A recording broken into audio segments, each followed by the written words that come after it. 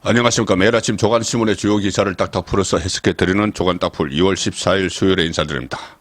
설 연휴가 끝나고 나서 여야 각 당이 공천에 본격적인 신호탄을 쐈습니다. 자, 국민의힘은 한동훈 버전의 공천 개혁이 일어나고 있습니다.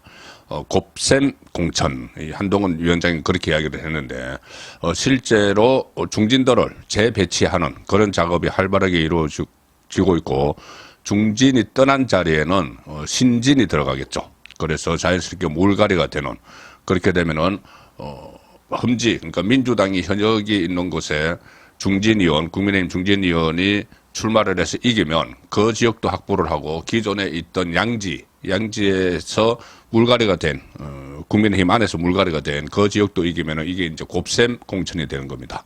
반면에 민주당은 이재명 표 마이너스 공천이 이루어지고 있다, 이런 분석이 많습니다. 비명계는 무조건 쳐내고 거기에 경쟁력은 따지지 않고 친명계를 꽂아 넣기 때문에 결국은 나중에 의석에서 마이너스가 되는 것 아니냐.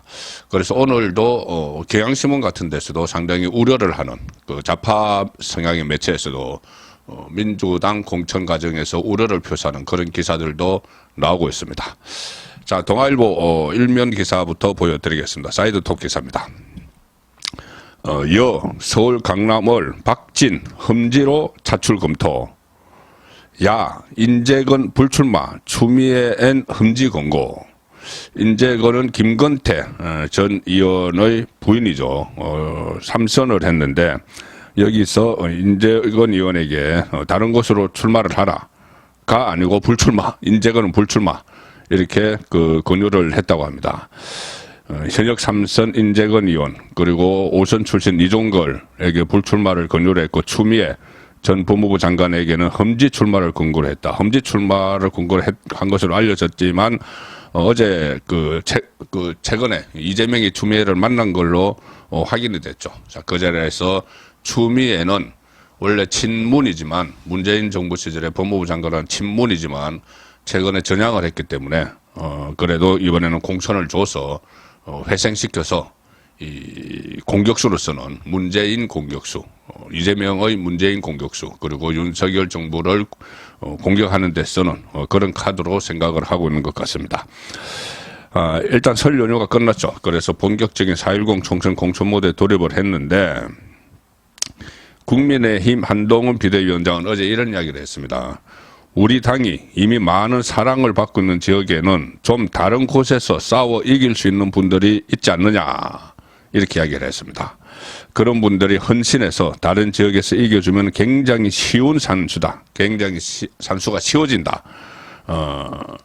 그래서 김태호, 서병수 의원을 각각 다른 지역에 배치를 했죠. 그래서 두 사람이 기꺼이 가겠다고 했는데, 또 조혜진 의원이 이 3선입니다. 경남, 밀양, 어령, 함안, 장령이 지역구인데, 이 당에서 낙동강 벨트 험지 출마 요구를 했습니다. 그것을 어제 또 수용을 했습니다. 그래서 민주당 재선 김종호 의원이 있는 경남 김해을, 여기 출마를 어제 또 선언을 했습니다. 이런 것이 이제 곱셈 공천이 되는 것이죠. 이제 가서 이겨주면은, 그래서 국민의힘 관계자는 이렇게 이야기합니다. 서울은 49개 지역구 중 단 8석만 건졌던 4년 전 선거, 그때 참패했죠. 그것을 되풀이하지 않기 위해서 대통령실 참모 출신 인사, 전현직 의원의 출마 지역구 재배치 전략을 세우고 있다. 전부 다 아예 재배치를 한다는 겁니다. 본인들이 원하는 지역구는 있죠. 그렇지만은 거기에 어느 정도 감안을 하더라도 일단 이기는 공천을 위해서 재배치를 하고 있다. 가령 강남을의 공천을 신청했던 이원모, 여기 아주 편한 지역이죠.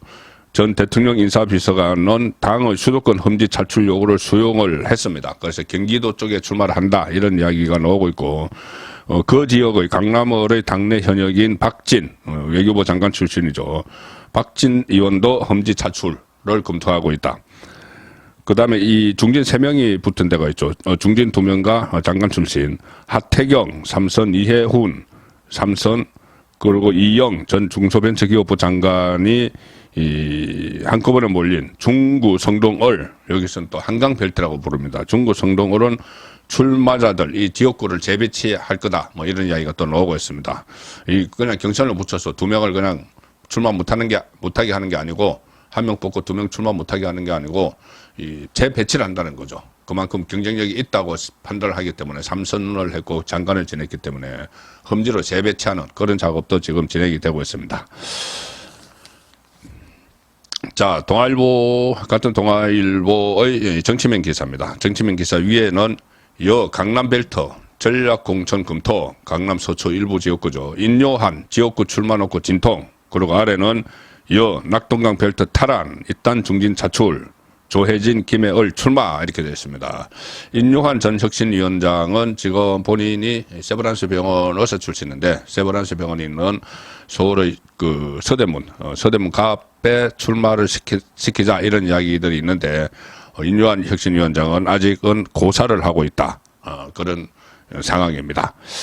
인요한 전 혁신위원장이 출마를 하면은 그 서대문 갑을 그리고 인근의 마포 갑을 이렇게 다 그 벨트가 또 있습니다. 거기에 영향을 좀 그 긍정적인 영향을 미칠 수도 있다. 이런 분석도 나오고 있는데 일단 낙동강 벨트 탈환이 중요하다.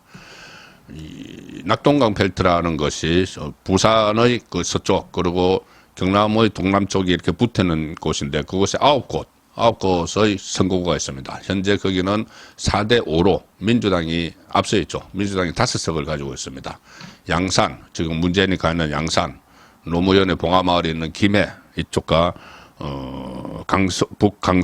강서, 사상 뭐 이런 곳입니다.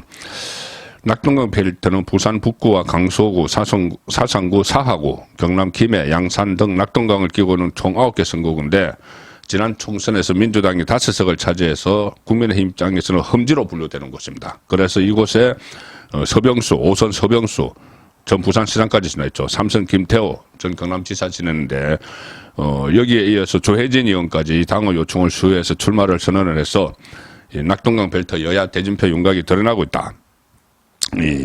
결국 5곳 중에서 민주당이 차지한 낙동강 벨트 5곳 중에서 3곳의 여당 PK 중진이 차출이 된 거죠. 낙동강 벨트는 과거 보수 텃밭으로 분류가 됐지만 민주당 계열 정당이 2000년 17대 총선에서 3명을 당선시켰고 18대 2명, 그리고 19대 3명, 20대 5명, 그리고 이번에 21대 5명 꾸준히 세를 넓혀왔습니다. 자, 그래서 한동훈 비대위원장은 이 강세 지역에서 오래 봉사해온 중진들은 자체적으로 굉장한 힘을 갖고 있다. 그 힘을 우리가 이기는데 잘 쓰기 위해 재배치가 필요하다. 이렇게 한동훈 버전의 공천 재배치 작업이 이루어지고 있는데, 자, 국민의힘 한동훈 비대위원장 입장에서도 좀 골치가 아픈 지역이 하나 있습니다. 물론 뭐 수도권도 그렇지만은 지금 골치가 아픈 지역이 뭐냐면은 즉 영남은 대구, 경북, 부산, 울산, 경남 이렇게 나누죠. TK, PK인데 PK는 이렇게 재배치 작업이 순조롭게 어떻게 보면 순조롭게 이루어지고 있습니다. 뭐 내부 속으로는 또 그렇지 않을 수도 있지만은 어쨌든 겉으로 보기에는 순조롭게 이루어지는데 TK, 대구, 경북 보수의 심장, 보수의 텃밭이라고 하는 TK는 지금 어떻게 될 것인가? PK는 험지가 있습니다. 험지가 있어서 그러니까 민주당이 차지하는 곳이 있어서 이렇게 그쪽에 중진을 재배치하지만은 TK는 대구, 경북은 모두 대구가 12개, 경북이 15개, 27개 지역, 경북이 13개, 대구 12개 해서 25곳의 지역구가 있는데 민주당이 차지하는 곳이 단 한 곳도 없습니다. 그러니 재배치할 수가 없죠. 재배치, 그러니까 민주당이 있는 곳에 중진을 보내야 되는데 그 대구, 경북 안에서는 그렇게 할 데가 없습니다. 그래서 서울에 재배치한다. 이런 이야기가 나오는데 그 서울에 재배치하면 성산이 거의 없죠. 그래서 그 별 의미가 사실상 없습니다. 그래서 나오는 것이 그러면 사람이라도 좀 바꿔보자.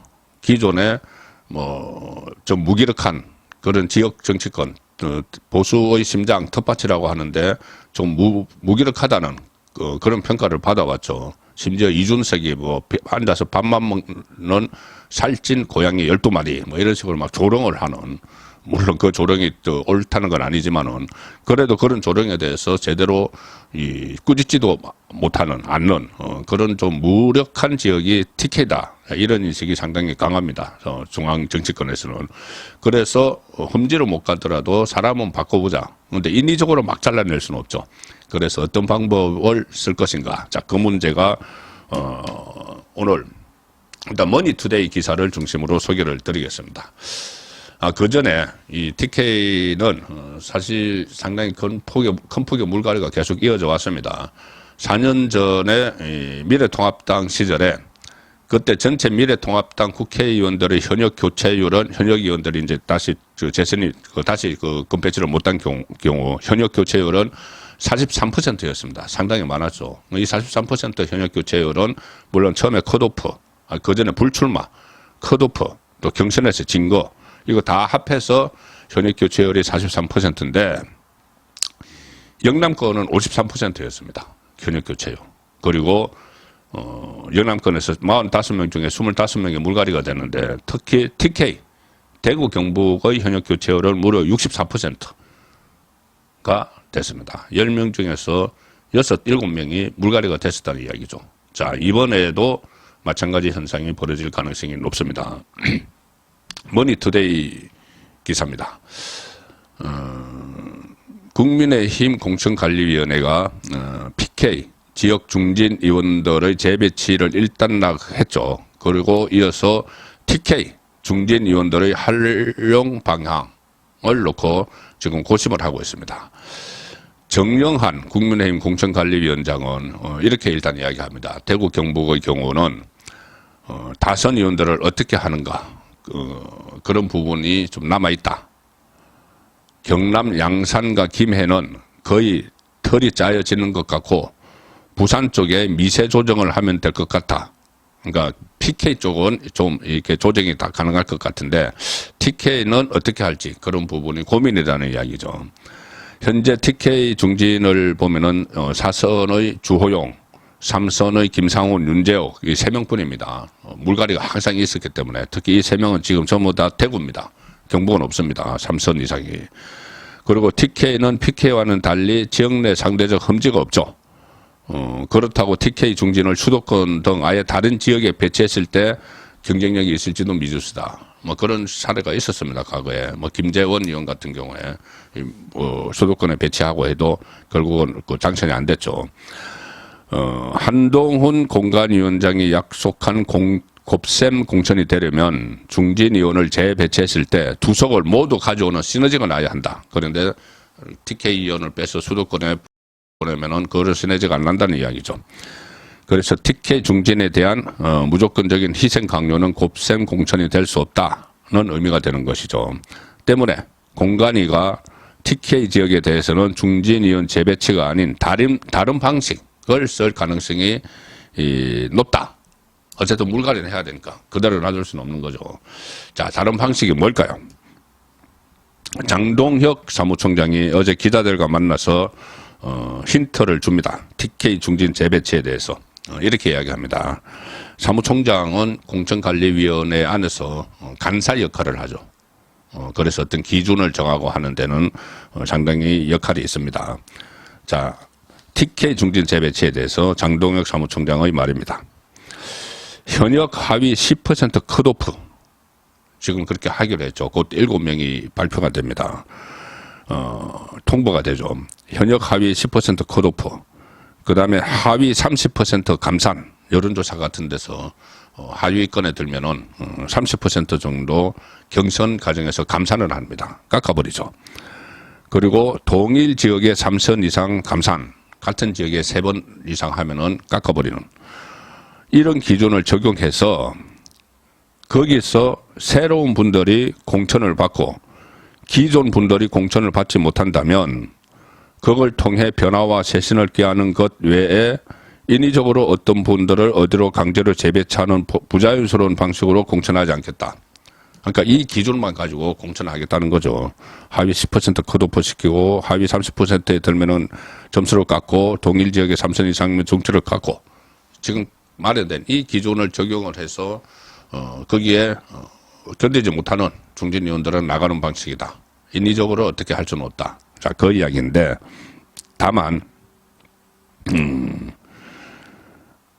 당 안팎에서는 TK 지역의 경우 그래서 재배치보다는 하위권 의원들에 대한 컷오프 또는 불출마 종용 가능성이 높다.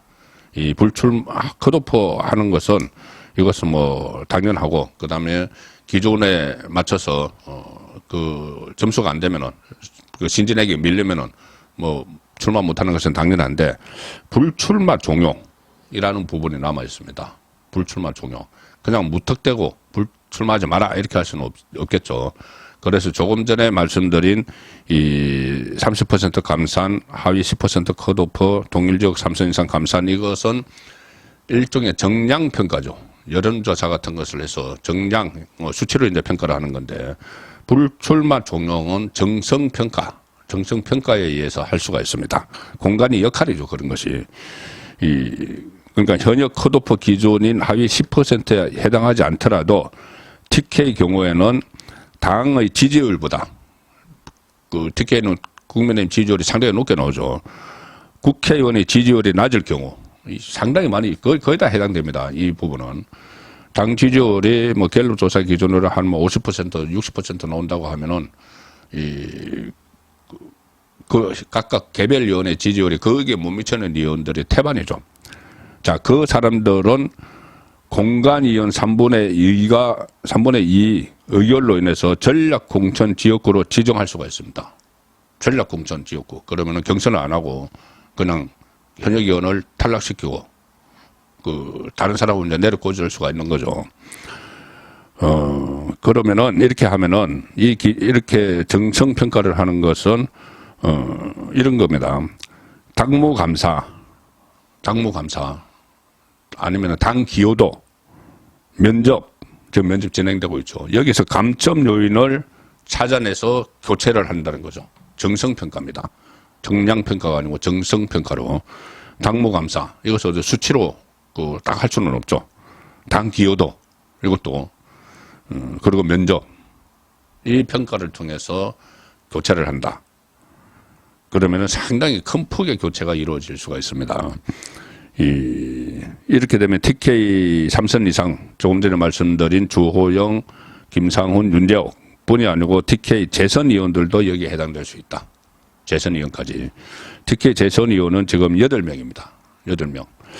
대구에 동갑의 유성걸, 달성에 추경호가 있고 경북에는 경주의 김석희, 포항 북구의 김정재, 군위 의성 총성영덕의 김희국, 김천의 송원석, 영천의 이만희, 상주 문경 이미자가 있는데 그러니까 이 8명과 3선 이상 3명을 합해서 11명이 정성평가의 대상이 될 수도 있다는 이야기입니다.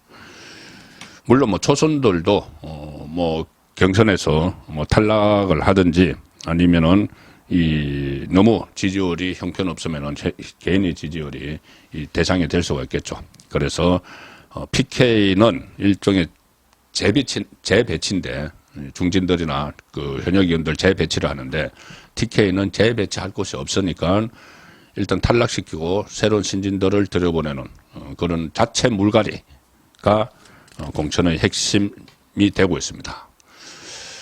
TK 의원실 관계자는 이렇게 이야기했네요. 대구 경북은 항상 많이 날리고 낙하산을 내려보냈는데 이번엔 그런 조짐이 너무 없으니까 불안한 마음으로 지켜보고 있다. TK는 면접이 다 끝나고 제일 막판에 여러 변수를 따져서 결론을 낼 것 같다. 자, 현재 TK의 상황이었습니다. 한동훈 비대위원장의 공천 전략은 곱셈 공천이고 이기는 공천인데 민주당 이재명의 그 선거 전략은 무조건 공천 전략은 비명천액이고 선거 전략은 반윤 세력 끌어모으기 여기에 집중을 하고 있습니다. 지금 준연동형 비례대표로 유지하기로 한 뒤에 이 반윤 세력 모으기에 어떻게 보면 혈안이 되어 있는 그 상황입니다. 자, 조선일보 일면 톡기사입니다. 천안함, 강호병, 계담 세력에 국회 길 터주는 민주당. 총선 비례정당 선거연합회의를 했는데 제야, 반미, 친북 그 사람들이 대거 합류를 했다. 더불어민주당이 추진을 하는 비례위성정당 이른바 그 자기들이 이름 붙였죠. 민주개혁진보선거연합에 주한미군 철수, 사드 반대운동, 강우병 집회, 천안함 괴담 살포 이 주역들이 참여를 했습니다. 또 민주당 그래서 이번 4.10 총선에서 녹색정의당을 비롯해서 통합진보당 후신, 이석기의 통합진보당 후신, 진보당과도 비례위성정당, 지역구 선거연합을 논의 중인데 여기에다가 제야에 있는 반미, 친북까지 포함하는 반윤석열 전선을 펼치겠다는 의미로 해석이 된다. 어제 그 민주개혁진보선거연합 추진연석회의라는 것을 열었는데 이 자리에 민주당 박홍근 이 추진단장을 비롯해서 연합정치시민회의라는 곳에 박서군, 조성우, 진영종 공동운영위원장, 진보당의 윤희숙 대표, 새진보연합 용해인 이런 사람이 참석을 했는데 연합정치시민회의라는 것에는 진보, 좌파, 반미, 친북 성향 234명이 참여하고 있습니다. 이 공동대표 중에서 박서군 같은 사람은 윤석열 정권 퇴진, 후쿠시마 방류 반대, 한미일 정상회의 규탄, 박근혜 퇴진 촛불, 미국산 쇠고기 수입 반대, 제주 해군기지 반대, 한미 FTA 반대 이런 것을 주도해왔던 사람입니다. 이 사람들을 지금 다 이재명이 끌어모으고 있는 것이죠. 그래서 이런 괴담 세력이 국회로 갈 수 있는 길을 터주고 있다. 이 진보당의 강성희 의원이었던가요? 그 윤석열 대통령에게 막 악수를 하면서 고함을 치고 그걸 했던 이석기의 후배. 자, 그런 사람이 국회에 들어올 때도 전주에 또 보궐선거할 때 민주당이 후보를 내지 않아서 그 사람이 국회에 들어올 수 있도록 해줬죠. 자, 지금 그런 류의 그 괴담 세력에게 또 좌파 세력에게 국회에 들어가는 길을 열어주고 있는 것이 이재명입니다. 이 반윤 세력들을 이제 이재명이 끌어모으고 있는데 그 중에서 이재명이 꺼리는 사람도 있습니다. 바로 조국이죠. 조국 또 신당 창당 어쩌고 했는데 이 조국은 끌어들이면 자기에게 중도가 달아나면서 불리할 것 같은 그런 조국과는 또 거리를 두고 있습니다. 조선일보 정치면입니다. 이런 선거제 1, 2심 유죄받은 조국도 신당 창당한다. 법과 제도의 허점 파고들어서 대법원 확정 판결 전이라 출마가 가능하다. 당선 가능성 높은 비례를 노릴 듯하다. 여당은 위성정당 선거제가 길을 열어줬다. 조국 민주당과 협력하겠다 밝혔지만 민주당은 아니야 우리 선거연합 그 대상 아니야 선긋기를 하고 있습니다.